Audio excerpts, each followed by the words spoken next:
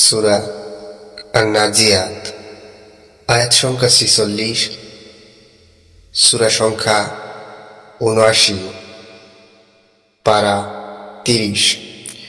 শপথ সেই ফেরেশতাগণের যারা ডুব দিয়ে আত্মা উৎপাটন করে, শপথ তাদের যারা আত্মার বাঁধন খুলে দেয় মৃদুভাবে, শপথ তাদের যারা সন্তরণ করে দ্রুত গতিতে, শপথ তাদের যারা দ্রুত গতিতে অগ্রসর হয়, এবং শপথ তাদের যারা সকল কর্মনির্বাহ করে।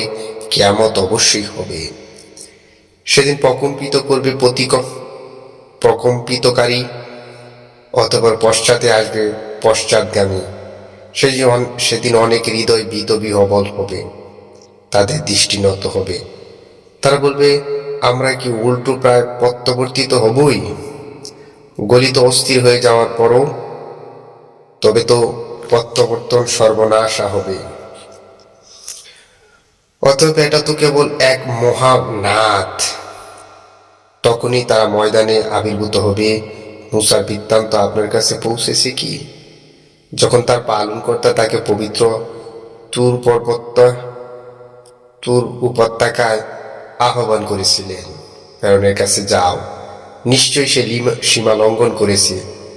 অতঃপর বলো, তোমার পবিত্র হওয়ার আগ্রহ আছে কি?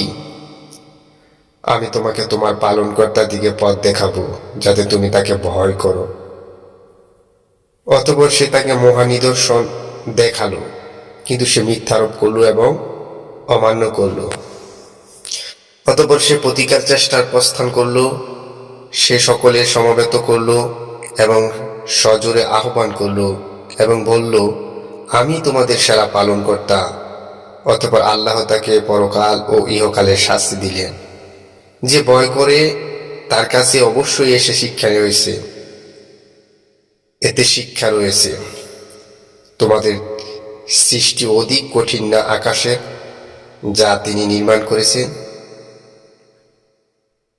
তিনি একে উচ্চ করেছেন ও সুবিন্যস্ত করেছেন। তিনি এর রাত্রিকে করেছেন অন্ধকারাচ্ছন্ন এবং এর সূর্যালোক প্রকাশ করেছেন।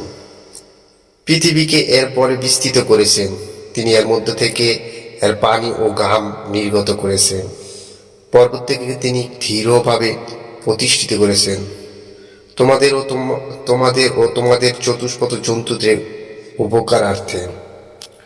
অতঃপর যখন মহা সংকট এসে যাবে, অর্থাৎ যেদিন মানুষ তার কৃতকর্ম স্মরণ করবে